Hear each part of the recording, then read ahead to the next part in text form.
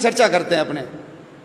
तो ये जो मक्का और मदीना है, ये हम सब जानते हैं कि इनका पुराना नाम मख और मेदिनी था।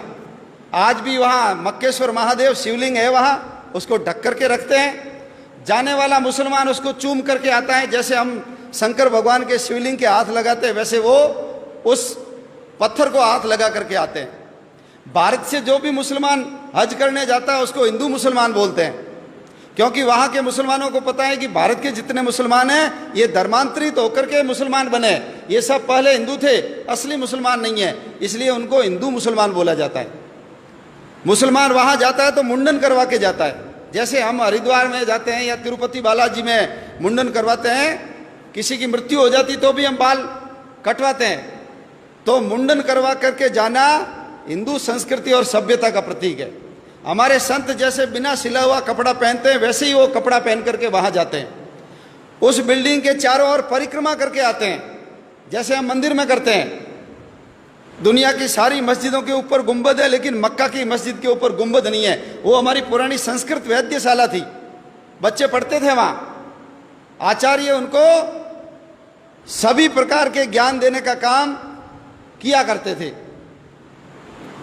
हरिद्वार से जैसे गंगा जल भर करके लाते हैं वैसे मुसलमान वहां से पानी भर के लाते हैं, उसको अब्बे जमजम बोलते हैं। ये हमारी पद्धति है, लेकिन वो हमारे हाथ से चला गया। उसके पास में एक देश है ईरान, उसका पुराना नाम आर्यन था। 80% जाट और 20% ब्राह्मण रहते थे, वो सारे धर्मांतरित होकर मुसलमान बन गए। एक देश है अरबिस्तान, पुराना नाम है अरवनिस्तान। अरवन संस्कृत में घोड़े को बोलते हैं, अरबी घोड़े बड़े प्रसिद्ध थे। चेतक घोड़ा महाराणा प्रताप का अरबी घोड़ा ही था, तो वो हमारा अरवन स्थान क्या बन गया? अरब स्थान बन गया। अफगानिस्तान 1876 के अंदर बफर स्टेट के रूप में हमसे अलग किया और आजादी के आंदोलन से अंग्रेजों ने उसको काट दिया। 6.5 लाख वर्ग किलोमीटर की जमीन है वो। गांधारी वहीं की थी, दुर्योधन की मां आंखों पे पट्टी बांधी, पति अंधे, मैं भी नहीं देखूंगी। 1876 में हमारे हाथ से चला गया। 1904 में नेपाल हमारे से काट करके अलग किया। भगवान राम की ससुराल सीता माता जहां पैदा हुई वो नेपाल हमारे हाथ से चला गया। 1,47,000 वर्ग किलोमीटर का क्षेत्रफल है वहां। 1906 के अंदर उसके पास में एक भूटान नाम का देश है, 46,000 वर्ग किलोमीटर का क्षेत्रफल है। 1906 में हमसे काट करके अलग किया। 1916 ये जो तिब्बत है, जिसका पुराना नाम त्रिविष्टप है, 25 लाख वर्ग किलोमीटर का क्षेत्रफल है।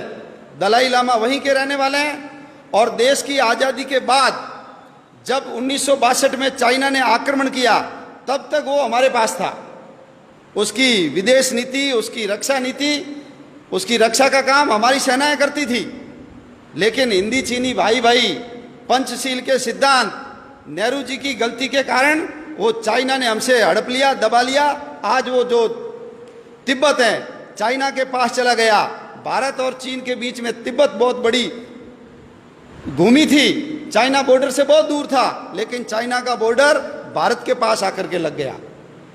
1935 भगवान राम ने जिस लंका को जीत करके सोने की लंका को ठोकर मार दी और अपने भाई लक्ष्मण को कहा जननी और जन्मभूमि स्वर्ग से बढ़कर है, वो 1935 में हमसे काट करके अलग कर दी। क्षेत्रफल कितना है? 66,000 वर्ग किलोमीटर। 1937 जिसको आज हम म्यांमार बोलते हैं, पुराना नाम है बर्मा, रंगून। याद करो, काले पानी की सजा के लिए सबको पकड़ पकड़ करके वहां ले जाते थे और सुभाष चंद्र बोस ने आजाद हिंद फौज बना करके जो हमला किया था, रंगून अपने कब्जे में कर लिया था।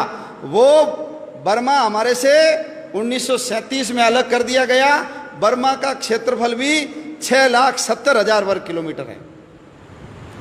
1947 आ गया। 1947 में ये जो बांग्लादेश, उस समय उसका नाम पूर्वी पाकिस्तान था, 1.5 लाख वर्ग किलोमीटर। और ये जो पश्चिमी पाकिस्तान 8 लाख वर्ग किलोमीटर, 9.5 लाख वर्ग किलोमीटर की जमीन 1947 में हमसे काट करके अलग कर दी गई। बहुत पवित्र स्थान हमारे हाथ से चले गए। सरस्वती नदी गई, जिसके किनारे सारे शास्त्रों की रचना सारस्वत ब्राह्मणों ने की, वो हमारे यहाँ से चली गई। झेलम नदी चली गई, जिसके किनारे पर पौरस ने सिकंदर के दांत खट्टे किए थे, वो झेलम नदी गई। सिंधु नदी चली गई हमारी। हमारे 52 शक्तिपीठों में से एक शक्तिपीठ है हिंगलाज माता का मंदिर, वो हमारे हाथ से चला गया। शंकराचार्य ने जिन पीठों की स्थापना की थी, शारदा पीठ, वो हमारे हाथ से चली गई। जहां यक्ष और युधिष्ठिर के संवाद हुए थे, वो कटासराज, वो भी हमारे हाथ से चला गया। नानक देव जी जहां जन्मे, नानक देव जी जिसने बाबर को जाबर कहा और बाबर को बोला ये पाप की बारात है, इतने अत्याचार किए थे बाबर ने, मस्जिद को घुमा दिया, ऐसे नानक देव जी का ननकाना साहब हमारे हाथ से चला गया। पंजा साहब, जहां वली कंधारी ने उनके ऊपर बहुत बड़ी चट्टान लुढ़काई थी, हाथ लगा करके रोका, आज भी उसके ऊपर पंजे का निशान है, हमारे हाथ से चला गया। हमारा शालीवाहन कोट, जिसको आज हम सियालकोट बोलते हैं, वीर हकीकत राय को जहां फांसी पे लटकाया, हमारे हाथ से चला गया वो। तक्षशिला का विश्वविद्यालय, चाणक्य जैसे शिक्षक और चंद्रगुप्त जैसे शिष्य जहां पढ़ते थे, वो हमारे हाथ से चला गया। हड़प्पा और मोहनजोदड़ो, सबसे पुरानी सभ्यता के अवशेष जहां पर है, वो हमारे हाथ से चला गया। हरि सिंह नलवा, बच्चे रोते थे तो मां कहती थी चुप हो जा नहीं तो हरिया आ जाएगा। हरि सिंह नलवा ने पठानों को पीट पीट करके ये सलवार पहना दी, मुसलमानों को महिलाओं की ड्रेस पहनने के लिए मजबूर कर दिया। ऐसे हरि सिंह नलवा का जन्म स्थान हमारे हाथ से चला गया। महाराजा रणजीत सिंह की समाधि लाहौर में, लाहौर वही लाहौर है जहां जिसको भगवान श्री राम के बेटे लव ने बसाया। पुराना नाम लवपुर था, अभी उसका नाम लाहौर हो गया। कुश ने जिस कुशपुर को बसाया था, उसका नाम वर्तमान में कुसूर है, वो भी हमारे हाथ से चला गया। कश्मीर हमारे हाथ से चला गया। 2,22,000 में से 1,21,000 वर्ग किलोमीटर की जमीन पाकिस्तान ने ले ली, कश्मीर हमारे हाथ से चला गया।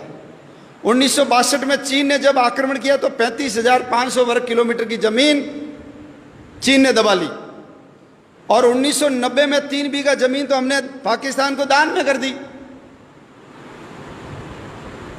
समुद्र तट के अंदर बसा हुआ मालदीव 3,000 वर्ग किलोमीटर का क्षेत्रफल है, वो मालदीव भी हमसे अलग हो गया। अंग्रेजों को समुद्र के अंदर अपने बेड़े रखने की जरूरत थी, इसलिए उन्होंने मालदीव को 1947 में ही अलग करके आजाद कर दिया। इतनी बड़ी भूमि, इतने 6 प्रांत हमारे हाथ से चले गए, कुल 62 जिले गए। और जिस समय देश का विभाजन हुआ, हमारे कबूतर उड़ाने वाले अंकल जी जब लाल किले पे खड़े होकर के अपने शेरवानी के तीसरे बटन हॉल में गुलाब की कली सजा करके भाषण दे रहे थे, उस समय पाकिस्तान की सड़कों के ऊपर हमारी माँ बहनों को नंगा करके उनके जुलूस निकाले जा रहे थे। रेलों के अंदर काट काट करके भर भर रेलें भेजी जाती थी, भाला टांग करके बच्चों की एक के ऊपर एक, जैसे सुई के ऊपर फूल डाल करके माला बनाते हैं, ऐसे बच्चों को डाल डाल करके गांधी जी के लिए तोहफा, नेहरू जी के लिए भेंट, ऐसा लिख लिख करके वहां से भेजा जा रहा था। नर कंकाल इधर से उधर किए जा रहे थे, और हम गीत गा रहे थे, दे दी हमें आजादी बिना खड़ग बिना ढाल। एक बूंद भी खून नहीं बहाया और आजादी मिल गई, ऐसा उस गीत के अंदर वर्णन है। 12 लाख लोग मारे गए, 12 लाख लोग, 2 करोड़ लोग बेघर हो गए। लंबे लंबे मीलों लंबे काफिले, जितना सामान उठा सकते हो लेकर के चलो।